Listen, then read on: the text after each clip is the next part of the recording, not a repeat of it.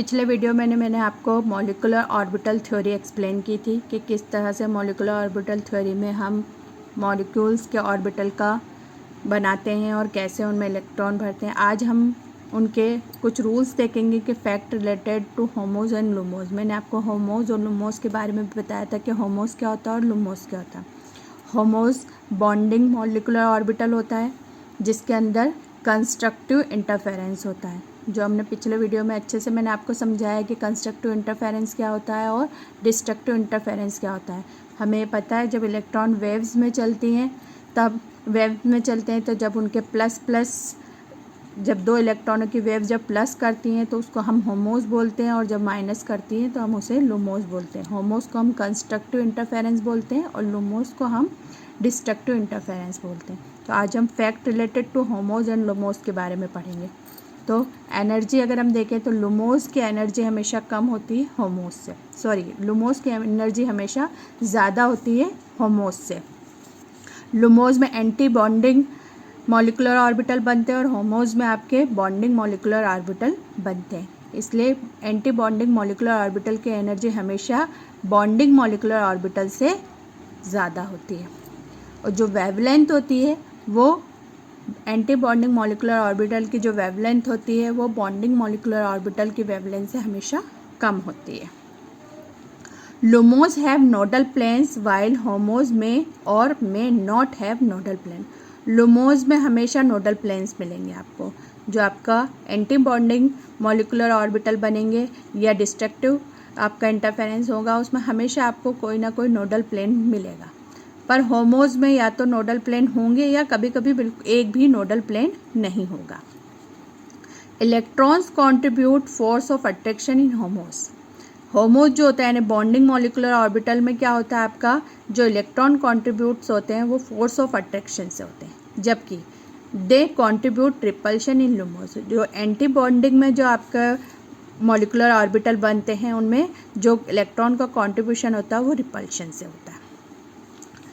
The shape of the molecular orbitals formed depend upon the shape of atomic orbital from which they are formed. The shape of molecular orbital formed, जो molecular orbital का जो shape होता है वो किस पे depend करता है, जब वो बनता है तो किस पे डिपेंड करता है, shape of atomic orbital पे। एटॉमिक ऑर्बिटल का जैसा शेप होगा वैसे ही मॉलिक्यूलर ऑर्बिटल का भी शेप होगा और वो उसी जिस तरह से वो फॉर्म होगा वैसे ही वो भी फॉर्म होगा। Like atomic orbital molecular orbital also follow ना।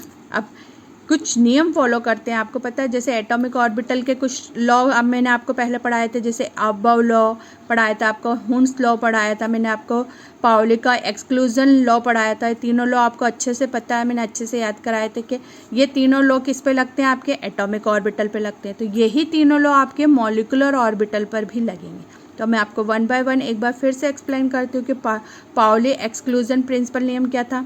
Any molecular orbital can have maximum of 2 electron with opposite spin. Pauli ने क्या बोला था कि एक मॉलिक्यूलर ऑर्बिटल एक एटॉमिक ऑर्बिटल में कम से कम 2 इलेक्ट्रॉन हो सकते हैं पर वो अपोजिट स्पिन में होना चाहिए। इसी तरह मॉलिक्यूलर ऑर्बिटल में भी क्या हो सकते हैं, मैक्सिमम 2 इलेक्ट्रॉन हो सकते हैं पर किसके साथ होना चाहिए, वो अपोजिट स्पिन के साथ होना चाहिए।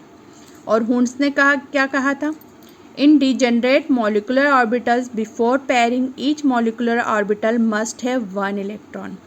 हुन्स लॉ आपको याद है कि हम जो सिमिलर एनर्जी के जो एटॉमिक ऑर्बिटल होते हैं उनमें हम पहले क्या करते हैं, एक एक इलेक्ट्रॉन करते हैं, जब वो सब फिल हो जाते हैं उसके बाद हम उसकी पेयरिंग स्टार्ट करते हैं।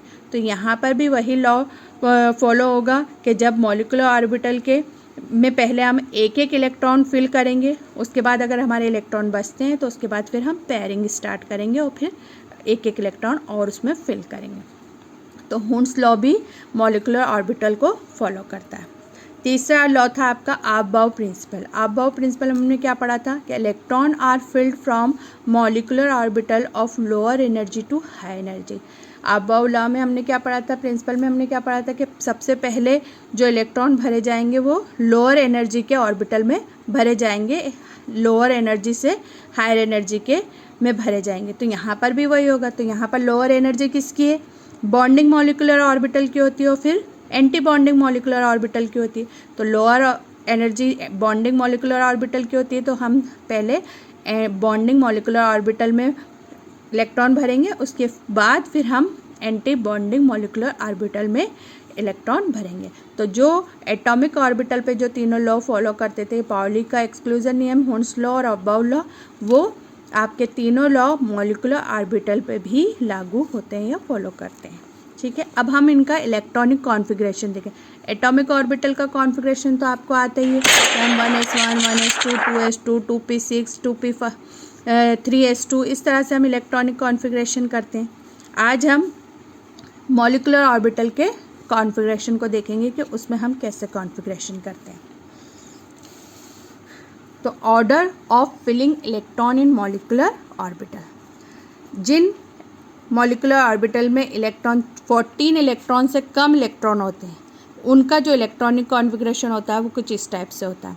Sigma 1s, sigma star 1s, star का मतलब मैंने आपको पहले बता ही दिया, यानी कि एंटी बॉन्डिंग मॉलिक्यूलर ऑर्बिटल को हम हमेशा स्टार से डिनोट करते हैं, और जो बॉन्डिंग मॉलिक्यूलर ऑर्बिटल है उसको हम सिंपल वे में डिनोट करते हैं। तो सिग्मा 1s1, अभी हमने पढ़ा अबाउ लॉ के हिसाब से, पहले हम बॉन्डिंग मॉलिक्यूलर ऑर्बिटल यानी कि लोअर एनर्जी में पहले इलेक्ट्रॉन भरेंगे, उसके बाद हायर एनर्जी में इलेक्ट्रॉन भरेंगे। तो लोअर एनर्जी किसकी होती है? आपकी बॉन्डिंग मॉलिक्यूलर ऑर्बिटल की। तो हम पहले सिग्मा 1s1 में इलेक्ट्रॉन भरेंगे, उसके बाद सिग्मा स्टार 1s1 में, फिर इसी तरह सिग्मा 2s में इलेक्ट्रॉन भरेंगे, फिर सिग्मा स्टार 2s में, फिर पाई 2px, फिर बराबर होता है पाई 2py। इन दोनों में आप भी बराबर बराबर इलेक्ट्रॉन भरे जाएंगे, और फिर सिग्मा 2pz। ये इलेक्ट्रॉनिक कॉन्फ़िगरेशन किसका है? जिन मॉलिक्यूलर ऑर्बिटल का इलेक्ट्रॉनिक कॉन्फ़िगरेशन 14 इलेक्ट्रॉन से कम होगा, और जिनका 14 इलेक्ट्रॉन से ज़्यादा होंगे, जिन मॉलिक्यूलर ऑर्बिटल में इलेक्ट्रॉन 14 इलेक्ट्रॉन से ज़्यादा होंगे, इनका इलेक्ट्रॉनिक कॉन्फ़िगरेशन ये होगा। Sigma 1s1, sigma star 1s, sigma 2s, sigma star 2s, sigma 2p, पाई 2px बराबर है पाई 2py, फिर पाई स्टार 2px बराबर है पाई स्टार 2py, और सिग्मा स्टार 2py। तो ये आपका दोनों तरह का इलेक्ट्रॉनिक कॉन्फ़िगरेशन है। जिन मॉलिक्यूलर ऑर्बिटल में 14 इलेक्ट्रॉन से कम इलेक्ट्रॉन है, उनके लिए हम ये इलेक्ट्रॉनिक कॉन्फ़िगरेशन का यूज़ करेंगे, और जिन मॉलिक्यूलर ऑर्बिटल में 14 इलेक्ट्रॉन से ज़्यादा इलेक्ट्रॉन है, उनके लिए हम ये इलेक्ट्रॉनिक कॉन्फ़िगरेशन यूज़ करेंगे। चलिए अब हम इन इलेक्ट्रॉनिक कॉन्फ़िगरेशन का यूज़ करते हुए एग्जाम्पल देखेंगे। हमारा फर्स्ट एग्जाम्पल हम देखेंगे H2। इसमें कितने इलेक्ट्रॉन है? 2 इलेक्ट्रॉन है। तो इसका इलेक्ट्रॉनिक कॉन्फ़िगरेशन कैसा होगा? Sigma 1s2। बस यहीं पर ख़त्म हो जाएगा, इससे आगे इसमें कुछ होगा ही नहीं। अगर हम हीलियम का देखें, हीलियम 2 का, इसमें कितने इलेक्ट्रॉन हैं? यानी हीलियम में एक हीलियम में कितने इलेक्ट्रॉन होते हैं? 2। तो यहाँ पर 2 हीलियम है, तो 2 हीलियम में कितने इलेक्ट्रॉन होंगे आपके? 4 इलेक्ट्रॉन। तो इसका इलेक्ट्रॉनिक कॉन्फ़िगरेशन किस तरह से होगा? सिग्मा 1s2 और सिग्मा स्टार 1s2। ठीक है, इसी तरह मैं आपको H2 प्लस का इलेक्ट्रॉनिक कॉन्फ़िगरेशन करके बताऊंगी। प्लस है H2 प्लस, यानी कि यहाँ से एक इलेक्ट्रॉन चला गया है। आपको पता है प्लस किसको डिनोट करता है, यानी हम इसने एक इलेक्ट्रॉन डोनेट कर दिया। तो इसमें कितने इलेक्ट्रॉन रह गए? जैसे H2 में 2 इलेक्ट्रॉन थे, अब यहाँ से एक इलेक्ट्रॉन और चला गया, तो खाली एक ही इलेक्ट्रॉन रह गया इसके पास। तो इसका इलेक्ट्रॉनिक कॉन्फ़िगरेशन कैसा होगा? Sigma 1s1। अगर हम H2 माइनस का इलेक्ट्रॉनिक कॉन्फ़िगरेशन देखें, माइनस किस चीज़ को डिनोट करता है? यानी कि इसने एक इलेक्ट्रॉन और ले लिया है, तो यानी इसके पास कितने इलेक्ट्रॉन हो गए? 3 इलेक्ट्रॉन हो गए। तो हम इसका इलेक्ट्रॉनिक कॉन्फ़िगरेशन करके देखेंगे, तो सिग्मा 1s2 और सिग्मा स्टार 1s1। तो इस तरह से हम मॉलिक्यूलर ऑर्बिटल्स के जो इलेक्ट्रॉनिक कॉन्फ़िगरेशन करेंगे वो इस तरीके से करेंगे। अब ये तो हमने इलेक्ट्रॉनिक कॉन्फ़िगरेशन करा, इसी तरह हम इनका बॉन्ड ऑर्डर भी निकालते हैं, या फिर नंबर ऑफ़ बॉन्ड पता करते हैं कि इनमें नंबर ऑफ़ बॉन्ड कितने हैं। उसका भी एक फार्मूला है हमारे पास। उसके लिए फार्मूला बॉन्ड ऑर्डर या फिर नंबर ऑफ़ बॉन्ड पता करने का जो फॉर्मूला है वो इस तरह से, number of bonding molecular orbital minus number of anti bonding molecular orbital divided by 2। इस फॉर्मूले की हेल्प से हम इन जितने भी ऊपर मैंने आपको मॉलिक्यूल्स बताए इनमें कौन सा बॉन्ड है या कौन सा बॉन्ड ऑर्डर है वो हम पता कर सकते हैं। चलिए मैं आपके इनके बॉन्ड ऑर्डर भी निकाल कर बताती हूँ। यहीं पर हम इनके बॉन्ड ऑर्डर भी निकाल लेते हैं। H2 का बॉन्ड ऑर्डर निकालें तो bond order is equal to formula आपका number of bonding molecular orbital. Bonding molecular orbital इसमें कितने, 2। एंटी बॉन्डिंग मॉलिक्यूलर ऑर्बिटल एक भी नहीं है यानी कि 0 divided by 2 is equal to answer आपका आएगा 1। यानी इसमें H और H के बीच में कौन सा कितने बॉन्ड है, H और H के बीच में एक बॉन्ड है, 1 बॉन्ड। यस का जो बॉन्ड ऑर्डर है वो 1 है।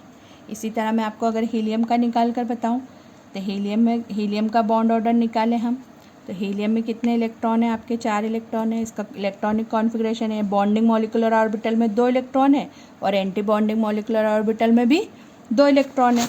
तो ये बॉन्डिंग मॉलिक्यूलर ऑर्बिटल में 2, एंटी बॉन्डिंग में 2 और डिवाइडेड बाय 2, तो आंसर कितना आएगा 0। यानी यहाँ इन दोनों के बीच में नो बॉन्ड है, कोई बॉन्ड नहीं है, यानी ये डू नॉट एग्जिस्ट, ये एग्जिस्ट ही नहीं करते, मतलब कभी भी आपको हीलियम इस फॉर्म में नहीं मिलेगा। इस तरह से ये फॉर्म आपको कभी भी नहीं मिलेगा, ये डू नॉट एग्जिस्ट यानी इनके बीच में कोई बॉन्ड होता ही नहीं है।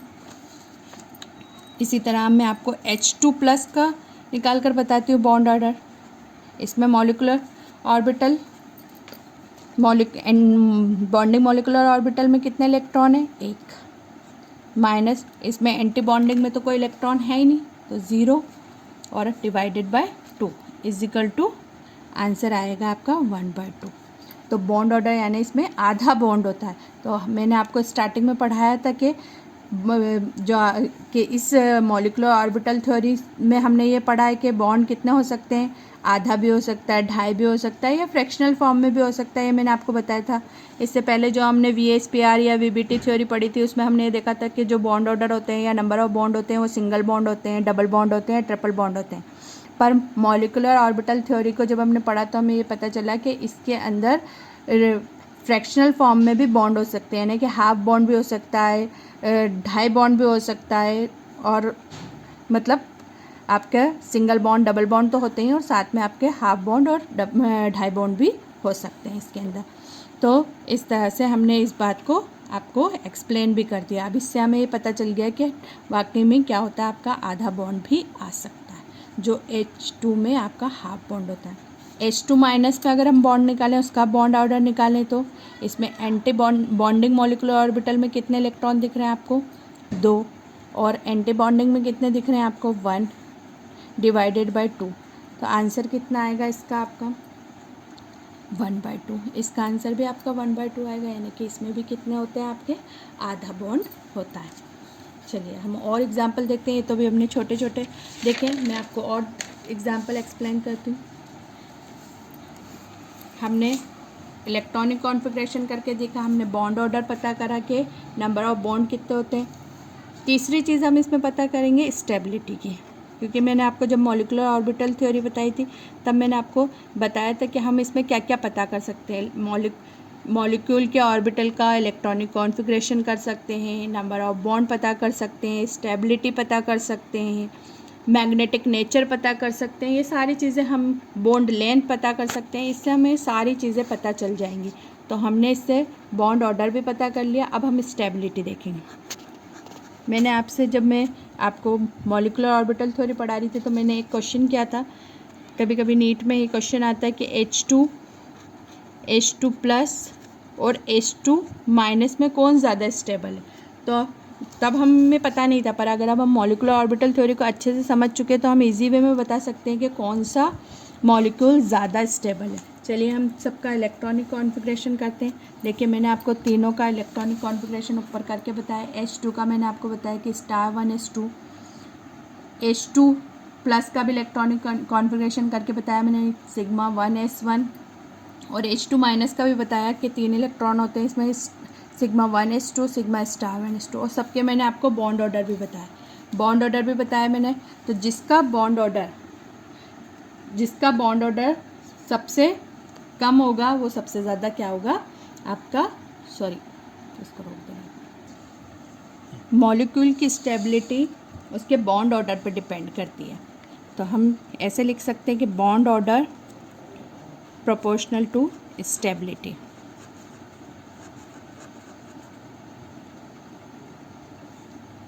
यानी जिसका भी बॉन्ड ऑर्डर ज़्यादा होगा उसकी स्टेबिलिटी सबसे ज़्यादा होगी। तो अभी मैंने आपको तीनों मॉलिक्यूल्स की बॉन्ड ऑर्डर आपको निकाल कर बताएं। तो सबसे ज़्यादा H2 का बॉन्ड ऑर्डर 1 आया है, और आपका H2 प्लस का बॉन्ड ऑर्डर 1/2 आया है, और H2 माइनस का बॉन्ड ऑर्डर 1/2 आया है। अब यहाँ पर इन दोनों का जो बॉन्ड ऑर्डर आया है वो दोनों बराबर है। तो अब कैसे पता लगाएं कि इन दोनों में से कौन ज़्यादा स्टेबल है? तो ये स्टेबिलिटी पता करने के लिए हम देखेंगे कि किस मॉलिक्यूल के पास एंटी बॉन्डिंग मॉलिक्यूलर ऑर्बिटल नहीं है। तो जिस मॉलिक्यूल के पास एंटी बॉन्डिंग मॉलिक्यूलर ऑर्बिटल की संख्या या number of anti bonding molecular orbital सबसे कम होते हैं वो सबसे ज़्यादा स्टेबल होता है। तो अब हम इन दोनों के बॉन्ड ऑर्डर तो दोनों के इक्वल आ रहे हैं। तो अब हम इनमें देखेंगे कि एंटी बॉन्डिंग मॉलिक्यूलर ऑर्बिटल किस में कम है। तो अगर हम H2 प्लस को देखें तो इसके पास एक भी एंटी बॉन्डिंग मॉलिक्यूलर ऑर्बिटल नहीं है, जबकि H2 माइनस के पास एक एंटी बॉन्डिंग मॉलिक्यूलर ऑर्बिटल है। तो अभी मैंने आपको बताया कि जिसके पास एंटी बॉन्डिंग मॉलिक्यूलर ऑर्बिटल की संख्या सबसे कम होगी वो ज़्यादा स्टेबल होगा। तो इसके पास तो एक भी नहीं है, यानी कि H2 ज़्यादा स्टेबल होगा किसके अकॉर्डिंग, H2 माइनस के। सबसे ज़्यादा स्टेबल आपका कौन होगा, क्योंकि इसके पास बॉन्ड ऑर्डर 1 है तो ये सबसे ज़्यादा स्टेबल आपका H2 हो जाएगा। और इन दोनों का जो बॉन्ड ऑर्डर है वो सिमिलर आ रहा है, इसलिए इनमें स्टेबिलिटी पता करने के लिए हम ये देखेंगे number of anti bonding molecular orbital किस में सबसे कम है। जिसमें कम होंगे वो ज़्यादा स्टेबल होगा। तो H2 प्लस में तो एक भी एंटी बॉन्डिंग मॉलिक्यूलर ऑर्बिटल नहीं है, तो इसलिए ये स्टेबल होगा। तो हम इसका सीक्वेंस कैसे लिख सकते हैं, H2 सबसे ज़्यादा स्टेबल होगा क्योंकि इसका बॉन्ड ऑर्डर 1 है, फिर H2 प्लस में एक भी एंटी बॉन्डिंग मॉलिक्यूलर ऑर्बिटल नहीं है इसलिए ये ज़्यादा स्टेबल होगा, और सबसे आखिर में आएगा आपका H2 माइनस। तो इस तरह से हम स्टेबिलिटी भी फाइंड कर सकते हैं। इसी तरह अगर हम आपसे क्वेश्चन पूछ लिया जाए कि H2 और He2 में ज़्यादा कौन स्टेबल है, तो इन दोनों में भी आप इजी वे में बता सकते हो कि दोनों में पहले अभी मैंने आपको बताया कि बॉन्ड ऑर्डर किसके प्रोपोर्शनल होता है, स्टेबिलिटी के। तो जिसका बॉन्ड ऑर्डर ज़्यादा उसकी स्टेबिलिटी ज़्यादा। तो बॉन्ड ऑर्डर किस में ज़्यादा है, H2 का बॉन्ड ऑर्डर 1 आ रहा है और हीलियम का बॉन्ड ऑर्डर 0 आ रहा है। तो ज़्यादा स्टेबल कौन हुआ आपका H2, क्योंकि H2 का बॉन्ड ऑर्डर ज़्यादा है तो H2 आपका ज़्यादा स्टेबल होगा और He2 आपका कम स्टेबल होगा। चलिए अब हम तीसरी चीज़ देख लेते हैं, बॉन्ड लेंथ।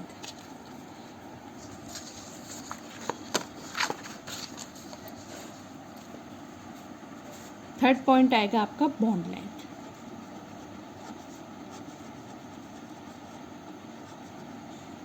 जो बॉन्ड लेंथ होती है वो बॉन्ड ऑर्डर के अपोजिट होती है, यानी बॉन्ड ऑर्डर अगर आप जिसका ज़्यादा है यानी उसकी बॉन्ड लेंथ सबसे कम होती है। हम तो इसको हम इस तरीके से लिख सकते हैं, bond length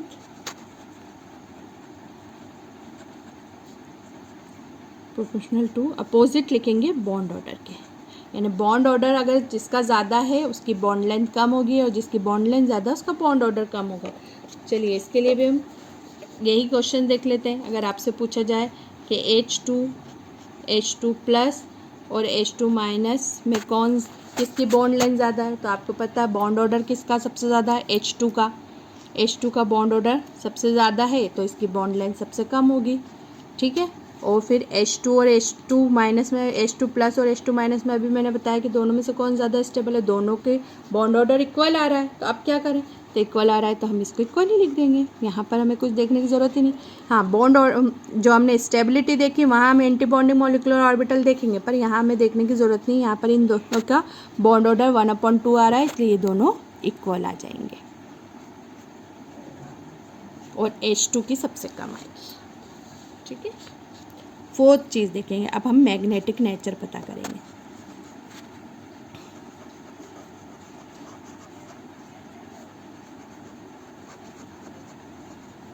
magnetic nature. Magnetic nature मैंने आपको स्टार्टिंग में जब मॉलिक्यूलर ऑर्बिटल थ्योरी पढ़ाई थी तो बताया था कि 2 टाइप्स के होते हैं। कौन कौन से बताए थे मैंने आपको? एक बताया था मैंने आपको पैरामैग्नेटिक, और दूसरा मैंने आपको बताया था डायामैग्नेटिक।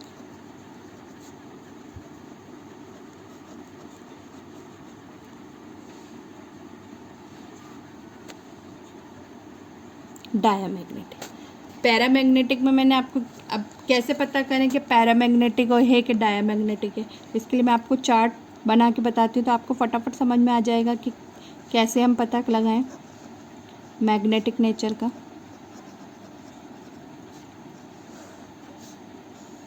दोनों टाइप्स आपको पता है, पैरा और डाया। जिसमें अनपेयर्ड इलेक्ट्रॉन होंगे, जिसमें क्या होंगे आपके अनपेयर्ड इलेक्ट्रॉन प्रेजेंट होंगे, वहाँ पर आपको वो मॉलिक्यूल्स आपका पैरामैग्नेटिक होगा। और जिसके अंदर पेयर्ड इलेक्ट्रॉन होंगे वो आपका डायामैग्नेटिक होगा। पेयर्ड इलेक्ट्रॉन प्रेजेंट होंगे वो आपका क्या होगा? डायामैग्नेटिक। ठीक है। और अनपेयर्ड इलेक्ट्रॉन होंगे तभी तो वह रिपल्शन करेगा, यानी यहाँ पर जो अट्रैक्शन करेगा। अनपेयर्ड इलेक्ट्रॉन एक दूसरे को क्या करेंगे? अट्रैक्ट करेंगे। यहाँ पर हमेशा अट्रैक्शन होता है, इलेक्ट्रॉन इलेक्ट्रॉन के बीच में अट्रैक्शन होता है, और डायामैग्नेटिक में इलेक्ट्रॉन इलेक्ट्रॉन के बीच में रिपल्शन होता है। ठीक है। तो हम जब किसी भी मॉलिक्यूलर ऑर्बिटल का इलेक्ट्रॉनिक कॉन्फ़िगरेशन करेंगे और अगर उसमें आपके क्या बच रहे होंगे? अनपेयर्ड इलेक्ट्रॉन हैं, तो वो आपका क्या हो जाएगा? पैरामैग्नेटिक हो जाएगा। और अगर सभी इलेक्ट्रॉनिक कॉन्फ़िगरेशन करने पर सभी पेयर्ड इलेक्ट्रॉन है तो वो डायामैग्नेटिक हो जाएगा। चलिए अब हम H2 और H2- में उनके मैग्नेटिक नेचर को फाइंड कर लेते हैं। H2 और H2- इनमें हम पता करते हैं। H2 का हमने इलेक्ट्रॉनिक कॉन्फ़िगरेशन करा था, क्या करा? इसमें 2 इलेक्ट्रॉन है, 2 इलेक्ट्रॉन है तो सिग्मा 1s2 ये इसका इलेक्ट्रॉनिक कॉन्फ़िगरेशन होगा। यहाँ पर आपको दिख रहा है कि दोनों इलेक्ट्रॉन पेयर्ड हैं, they have paired electron. Paired electron है तो क्या हो जाएगा? ये डायामैग्नेटिक।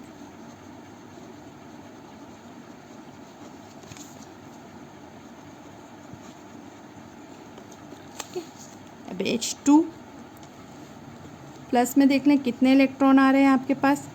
1 इलेक्ट्रॉन ही आ रहा है आपके पास। इसका इलेक्ट्रॉनिक कॉन्फ़िगरेशन करेंगे तो सिग्मा 1s1 अनपेयर्ड इलेक्ट्रॉन है इसके पास, तो दे हैव अनपेयर्ड इलेक्ट्रॉन।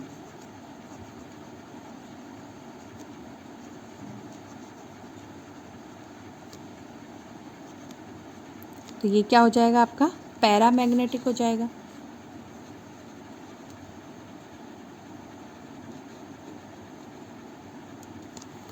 इसी तरह अगर हम H2- का देखें, इसके पास 3 इलेक्ट्रॉन है, सिग्मा 1s2 और सिग्मा स्टार 1s1। एक आप इसके पास भी एक अनपेयर्ड इलेक्ट्रॉन है, तो ये भी क्या हो जाएगा? आपका पैरामैग्नेटिक हो जाएगा।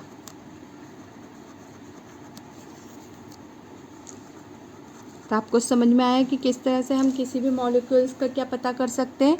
मैग्नेटिक नेचर पता कर सकते हैं। अगर उसमें अनपेयर्ड इलेक्ट्रॉन बच रहे हैं तो वह आपका पैरामैग्नेटिक होगा, और अगर सभी इलेक्ट्रॉन पेयर्ड हैं तो वो आपका डायामैग्नेटिक होगा। तो इस तरह से हम किसी भी मॉलिक्यूलर ऑर्बिटल का मैग्नेटिक नेचर भी फाइंड कर सकते हैं। चलिए इसके लिए मैं आपको और एग्जांपल्स देती हूँ, 1-2 एग्जांपल्स और आपको एक्सप्लेन कर देती हूँ, जिससे हम उसका बॉन्ड ऑर्डर, बॉन्ड लेंथ सभी चीज़ें फाइंड कर लेते हैं। देखिए एक एग्जांपल और एक्सप्लेन करती हूँ मैं आपको। जैसे अगर मैं आपका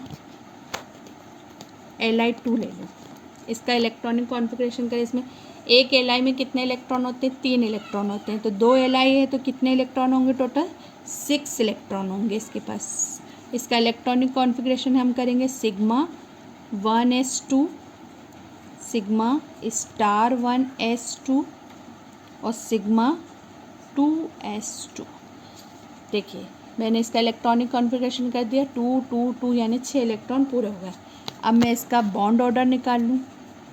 बॉन्ड ऑर्डर के लिए फॉर्मूला क्या है आपके पास, number of bonding molecular orbital minus number of anti bonding molecular orbital divided by 2 is equal to, तो इसमें हम number of bonding molecular orbital कितने हैं, देखिए 2 और 2 यानी कि 4 बॉन्डिंग मॉलिक्यूलर ऑर्बिटल है, और एंटी बॉन्डिंग के कितने हैं 2 डिवाइडेड बाय 2, तो आंसर कितना आया इसका 1, यानी इसका बॉन्ड ऑर्डर 1 है, यानी लिथियम लिथियम के बीच में भी आपका कितना बॉन्ड बनेगा, सिंगल बॉन्ड बनेगा। और बॉन्ड लेंथ और मैग्नेटिक नेचर अगर हम इसका देखें तो मैग्नेटिक नेचर कैसा है, इसके पास सभी पेयर्ड इलेक्ट्रॉन हैं, तो इसका मैग्नेटिक नेचर क्या हुआ,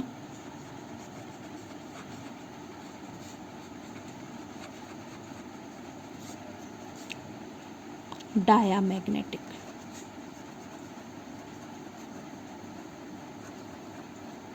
ठीक है, इसी तरह अगर मैं Li2 माइनस का करूँ, इलेक्ट्रॉनिक कॉन्फ़िगरेशन करूँ तो सिग्मा 1s2 कितने इलेक्ट्रॉन हो जाएंगे, यानी इसने एक इलेक्ट्रॉन गेन कर लिया तो इसके पास कितने इलेक्ट्रॉन हो जाएंगे, 7 इलेक्ट्रॉन हो जाएंगे। तो कितना है 1s2 star 1s2 sigma 2s2 और सिग्मा स्टार 2s1, ये इसका इलेक्ट्रॉनिक कॉन्फ़िगरेशन हो जाएगा। अब इसके पास भी अनपेयर्ड इलेक्ट्रॉन आ गया तो ये पैरामैग्नेटिक हो जाएगा। इसका मैग्नेटिक नेचर कैसा हो जाएगा, ये पैरामैग्नेटिक।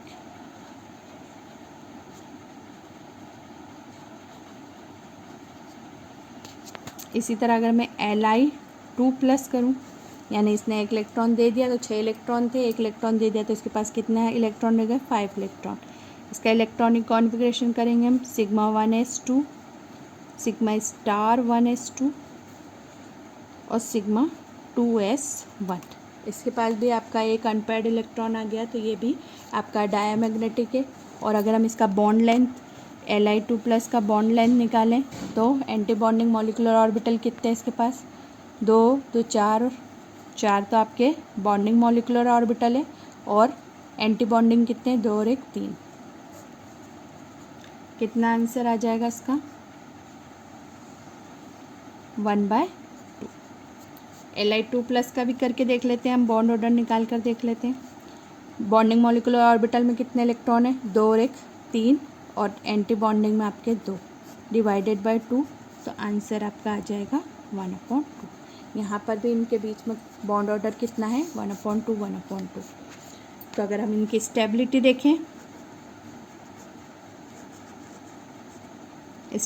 देखें, तो वही जो ऑर्डर H2 प्लस और H2 माइनस का था वही यहाँ पर भी आएगा। Li2 ज़्यादा स्टेबल होगा क्योंकि इसमें बॉन्ड ऑर्डर 1 है, बाकी इन दोनों में हाफ हाफ है।